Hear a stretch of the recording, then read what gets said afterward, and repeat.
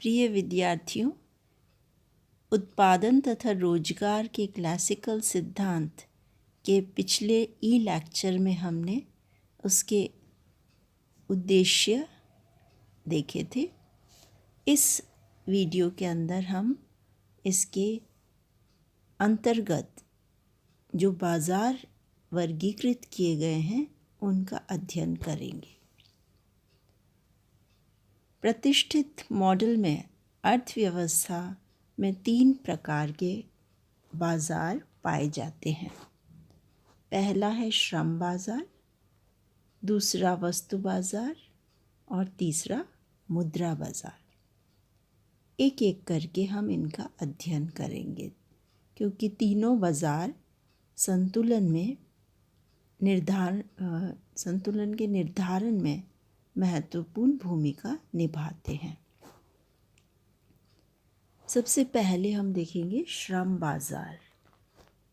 श्रम उत्पादन का साधन माना गया है प्रतिष्ठित आर्थिक सिद्धांत में, जिसमें परिवर्तन होता है।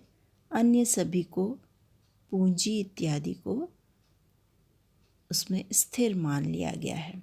चाहे वो प्राकृतिक संसाधन हो, चाहे पूंजी हो, चाहे तकनीकी ज्ञान हो, सभी को स्थिर मान लिया गया है और श्रम ही एकमात्र परिवर्तनशील उत्पादन का साधन है। इसलिए श्रम बाज़ार का इसमें बहुत अधिक महत्व है। श्रम बाज़ार का संतुलन श्रम की मांग और पूर्ति के बराबर होने पर होता है। जैसे हम जानते हैं, संतुलन की शर्त होती है मांग और पूर्ति का बराबर होना। तो श्रम बाज़ार में भी संतुलन स्तर श्रम की मांग और श्रम की पूर्ति के बराबर होने पर होता है। इसमें श्रम का मांग वक्र कैसे निर्धारित होता है, ये जानना भी बहुत अधिक ज़रूरी है। तो हम देखते हैं कि प्रतिष्ठित मॉडल में श्रम का मांग वक्र किस प्रकार का होता है। श्रम का मांग वक्र वास्तविक मजदूरी पर निर्भर होता है।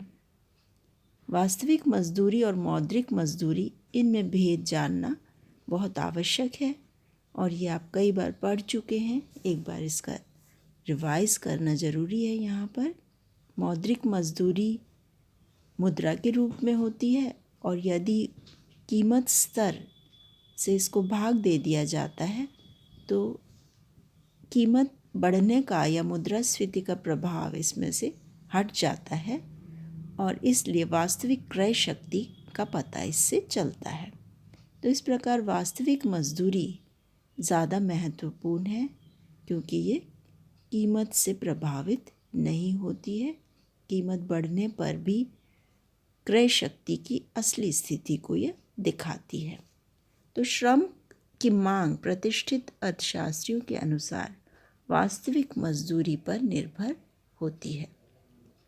श्रम का मांग वक्र उत्पादन फलन से निकाला जाता है, अर्थात उत्पादन फलन वक्र में सीमांत भौतिक उत्पादकता का वक्र ही श्रम का मांग वक्र होता है।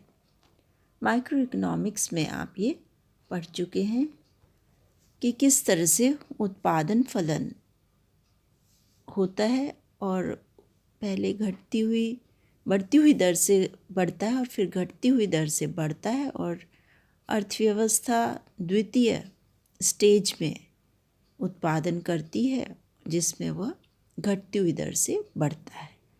तो द्वितीय अवस्था के अंदर सीमांत भौतिकता उत्पादकता घटती हुई होती है और यह घटती हुई सीमांत भौतिक उत्पादकता ही श्रम का मांग वक्र होता है। तो इस प्रकार हम संक्षेप में कह सकते हैं कि सीमांत भौतिक उत्पादकता वक्र श्रम का मांग वक्र होता है। फर्म का संतुलन ज्ञात करने के लिए मुख्य शर्त होती है कि सीमांत उत्पादकता और कीमत का गुणनफल मौद्रिक मजदूरी के बराबर आना चाहिए। इसको समीकरण की सहायता से हम और अच्छी तरह से समझ सकते हैं। यदि हम सीमांत भौतिक उत्पादकता को MPP से दिखाएं। मार्जिनल फिजिकल प्रोडक्टिविटी, एक अतिरिक्त इकाई से प्राप्त होने वाली उत्पादन की मात्रा कहलाती है सीमांत उत्पादकता। और सीमांत भौतिक उत्पादकता का महत्व ये है कि ये वस्तु की मात्रा के रूप में मापी जा रही है, ना कि रुपए में या मुद्रा की इकाई में मापी जा रही है। इस प्रकार से MPP को गुणा करते हैं हम P या वस्तु की कीमत से, तो आ जाती है मौद्रिक मजदूरी या मनी वेजेस या W। तो इस प्रकार से संतुलन की शर्त क्या हुई? संतुलन की शर्त हुई MPP × P = W। अब यहाँ पे क्योंकि हम समष्टि अर्थशास्त्र का अध्ययन कर रहे हैं तो P सामान्य कीमत स्तर है, किसी एक वस्तु की कीमत नहीं है, और इसीलिए W किसी एक श्रमिक की मौद्रिक मजदूरी नहीं है, बल्कि अर्थव्यवस्था में मौद्रिक मजदूरी का स्तर है। अब यदि हम P को दाहिनी ओर ले जाएं तो समीकरण क्या हो जाएगा? MPP = W/P। P नीचे की ओर चला जाएगा, तो हम कह सकते हैं श्रम की मांग DL से क्या दिखा रहे हैं हम? D है मांग और L है लेबर या श्रम। तो श्रम की मांग किसका फलन है? W/P या वास्तविक मजदूरी का फलन है। मौद्रिक मजदूरी को अगर हम P से भाग दे दें तो क्या आ जाती है? वास्तविक मजदूरी। F दिखाता है फलन, और इस तरह से श्रम की मांग वास्तविक मजदूरी का फलन है।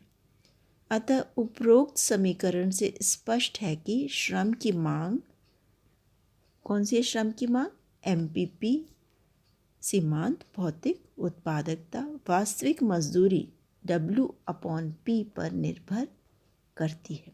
ये फलनात्मक संबंध का मतलब क्या होता है? निर्भरता दिखाता है कि DL जो है वो W/P पर निर्भर करती है। श्रम की मांग और वास्तविक मजदूरी में ऋणात्मक संबंध पाया जाता है, क्योंकि जब वास्तविक मजदूरी बढ़ जाती है तो श्रम की मांग कम हो जाती है, अर्थात ज़्यादा लागत आने लग जाती है। श्रम को ज़्यादा मजदूरी अगर देनी पड़ेगी तो उत्पादन लागत बढ़ जाएगी, और इसलिए वास्तविक मजदूरी बढ़ जाती है तो श्रम की मांग कम हो जाती है। लेकिन यदि वास्तविक मजदूरी कम हो जाती है, अर्थात श्रमिकों को कम मजदूरी देनी पड़ती है, तो श्रम की मांग अधिक हो जाती है। अतः श्रम का मांग वक्र नीचे की ओर गिरता हुआ होता है। श्रम का मांग वक्र कैसा होता है? नीचे की ओर गिरता हुआ होता है। इस तरीके से ये होता है श्रम का मांग वक्र। DL वक्र इस तरह नीचे की ओर आता हुआ होता है। श्रम का पूर्ति वक्र, इसी प्रकार प्रतिष्ठित सिद्धांत के अनुसार श्रम का पूर्ति वक्र भी वास्तविक मजदूरी का फलन है। इसी समीकरण द्वारा हम इस रूप में प्रस्तुत कर सकते हैं। SL या supply of labour is a function of W/P, अर्थात श्रम की पूर्ति किसका फलन है? वास्तविक मजदूरी का फलन है। वास्तविक मजदूरी और श्रम की पूर्ति में धनात्मक संबंध होता है, अर्थात वास्तविक मजदूरी के बढ़ने पर श्रम की पूर्ति में भी वृद्धि पाई जाती है। अधिक मजदूरी मिलेगी तो अधिक श्रमिक कार्य करने के इच्छुक होंगे, और इस तरह से श्रम की पूर्ति बढ़ जाएगी। एवं वास्तविक मजदूरी के घटने पर श्रम की पूर्ति में कमी पाई जाती है। प्रतिष्ठित अर्थशास्त्री ये मानते हैं कि श्रमिक विवेकशील है और उसे मुद्रा भ्रम में रखकर अधिक मूर्ख नहीं बना सकते, इसलिए मौद्रिक मजदूरी के भरोसे नहीं रहते वो, बल्कि वास्तविक मजदूरी देखते हैं। अगर वास्तविक मजदूरी बढ़ रही है तो श्रम की पूर्ति बढ़ेगी। भले ही मौद्रिक मजदूरी बढ़े, उससे फ़र्क नहीं पड़ता, वास्तविक मजदूरी बढ़नी चाहिए। और ये मांग वक्र कैसा है? धनात्मक है। तो इस तरह से SL जो है वो इस तरह ऊपर की ओर उठता हुआ मांग वक्र होता है, ऊपर की तरफ जाता है, नीचे की ओर गिरता हुआ नहीं होता बल्कि ऊपर की ओर जाता हुआ होता है। दूसरा बाजार है वस्तु बाजार। वस्तु बाजार का साम्य स्तर प्रत्याशित बचत व प्रत्याशित निवेश या विनियोग के बराबर होने पर होता है। प्रत्याशित और वास्तविक दो प्रकार की होते हैं, बचत और विनियोग। प्रत्याशित वह है जो एक्सपेक्टेड होता है, अनुमान लगाया जाता है कि कितनी बचत रहेगी और उसके अनुसार ही विनियोग किया जाता है, वो प्रत्याशित विनियोग होता है। प्रतिष्ठित सिद्धांत में ब्याज को पूंजी का प्रतिफल माना जाता है। पूंजी की आय या प्रतिफल क्या होता है? ब्याज होता है।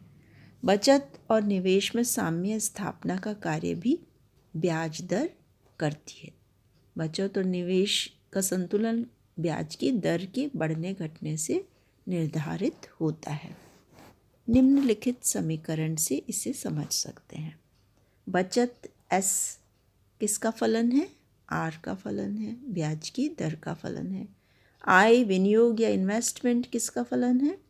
ये भी R का फलन है। G से भी हम फलन को दिखाते हैं क्योंकि ये दोनों अलग अलग फलन हैं, इसलिए या तो F1 F2 दिखा सकते हैं या F और G दिखा सकते हैं। तो इस तरह saving is a function of R and investment is a function of rate of interest. ये दोनों ही रेट ऑफ इंटरेस्ट के फलन हैं। Saving is equal to investment. संतुलन में प्रत्याशित बचत और प्रत्याशित निवेश एक दूसरे के बराबर होते हैं। इन समीकरणों में से प्रथम समीकरण से स्पष्ट है कि बचत ब्याज की दर का फलन है। और ये कौन सा फलन है? धनात्मक फलन है। अर्थात जब ब्याज की दर बढ़ती है तो बचतें बढ़ती हैं और ब्याज की दर घटने पर बचतें भी घट जाती हैं, क्योंकि बचतों से आय अधिक होती है यदि ब्याज की दर अधिक होती है। तो इसलिए ब्याज की दर बढ़ने पर बचतें बढ़ती हैं। इन दोनों के बीच में धनात्मक संबंध होता है। दूसरी ओर निवेश को ब्याज की दर का ऋणात्मक फलन माना गया है। ब्याज की दर बढ़ने पर निवेश घटते हैं, जबकि ब्याज की दर घटने पर निवेश बढ़ते हैं। प्रतिष्ठित अर्थशास्त्री प्रारंभ में यह मानते थे कि कुल व्यय कुल आय के बराबर होता है और बचत नहीं होती। जितनी भी आय होती है सबको खर्च कर दिया जाता है। तभी तो से का नियम ये कहता है कि supply creates its own demand. जितनी आय होती है सबसे वस्तुएं और सेवाएं खरीद ली जाती है, बचत नहीं होती। प्रारंभ में ये मानते थे। बाद में इन्होंने ये विचार प्रतिपादित किया कि अगर बचत होती है तो लोग उसे निवेश कर देते हैं, बचत नहीं होती ये व्यू हटाकर उन्होंने ये नया दृष्टिकोण रखा कि बचत होती है तो उसे लोग निवेश कर देते हैं और बचत व निवेश में समानता होती है जो ब्याज के दर के कारण हो जाती है। प्रतिष्ठित अर्थशास्त्रियों के अनुसार प्रत्याशित बचत एवं प्रत्याशित विनियोग आय के साम्य स्तर पर बराबर होते हैं। तो आय का साम्य स्तर क्या होता है? जब आय न तो बढ़ती है न घटती है अर्थात स्थिर रहती है, वह आय का साम्य स्तर कहलाता है। तो पूर्ण रोजगार की स्थिति जैसे उन्होंने मानी है उसी तरह से आय का साम्य स्तर भी माना है, जो जिस पे आय न बढ़ती है न घटती है। उस स्थिति में प्रत्याशित बचत प्रत्याशित विनियोग के बराबर हो जाती है। तीसरा और बहुत ही महत्वपूर्ण बाजार है मुद्रा बाजार। प्रतिष्ठित अर्थशास्त्री मुद्रा के परिमाण सिद्धांत को मानते थे। जैसे हमने पहले फिशर का मुद्रा का परिमाण सिद्धांत पढ़ा था, विस्तार से उसका अध्ययन किया था। वो प्रतिष्ठित अर्थशास्त्रियों का मुद्रा का परिमाण सिद्धांत था। तो मुद्रा बाजार जो है वो मुद्रा के परिमाण सिद्धांत के अनुसार कार्य करता है। मुद्रा बाजार का साम्य स्तर या संतुलन मुद्रा की मांग और पूर्ति के बराबर होने पर होता है। संतुलन की शर्त होती है मांग और पूर्ति की बराबरी, और यहाँ पर मुद्रा की मांग मुद्रा की पूर्ति के जब बराबर होती है तो संतुलन स्थापित हो जाता है। क्लासिकल सिद्धांत में यह मानकर चलते हैं कि अर्थव्यवस्था में मौद्रिक क्षेत्र में अथवा मुद्रा बाजार में सदैव मुद्रा की मांग मुद्रा की पूर्ति के बराबर होती है, अर्थात ये सदैव संतुलन में रहता है। वे यह मानते थे कि मुद्रा का कार्य विनिमय का माध्यम है और अन्य कोई भी चर इसको प्रभावित नहीं करते। समीकरण के रूप में उन्होंने जो समीकरण दिया था MV = PT, जहाँ M मुद्रा की पूर्ति, V चलन वेग, P सामान्य कीमत स्तर और T वास्तविक उत्पादन के स्तर हैं। प्रतिष्ठित मॉडल में मुद्रा के परिमाण सिद्धांत के अनुसार चलन गति तथा उत्पादन के स्तर को स्थिर माना गया है। V भी स्थिर है और T भी स्थिर है। तो परिवर्तनशील क्या क्या है, M और P। तो इन दोनों के बीच में सीधा सीधा संबंध स्थापित हो जाता है। M तथा P अर्थात मुद्रा की मात्रा और कीमत स्तर में क्या होता है इनका संबंध, इन दोनों के बीच में प्रत्यक्ष एवं अनुपातिक संबंध होता है। अतः मुद्रा की पूर्ति में होने वाला परिवर्तन केवल कीमत स्तर को प्रभावित करता है तथा मुद्रा की मात्रा तथा कीमत स्तर में प्रत्यक्ष एवं अनुपातिक संबंध होता है। MV मुद्रा की पूर्ति है तथा PT मुद्रा की कुल मांग है। इसमें समानता का अर्थ है कि से का बाजार नियम अर्थात पूर्ति अपनी मांग का स्वयं सृजन करती है तथा मुद्रा का परिमाण सिद्धांत एक दूसरे के पूरक हैं। दोनों एक दूसरे को सही सिद्ध करते हैं और एक दूसरे में काम में लिए जाते हैं। इस प्रकार हमने तीनों प्रकार के बाजार देखे और अब इन बाजारों के अंदर यदि संतुलन होता है तो अर्थव्यवस्था में भी संतुलन होता है। अगले लेक्चर में हम देखेंगे कि किस तरह से क्लासिकल सिद्धांत के अंदर उत्पादन तथा रोजगार का निर्धारण संतुलन की अवस्था में किया जाता है। इस वीडियो को मैं यहीं समाप्त करती हूँ। धन्यवाद।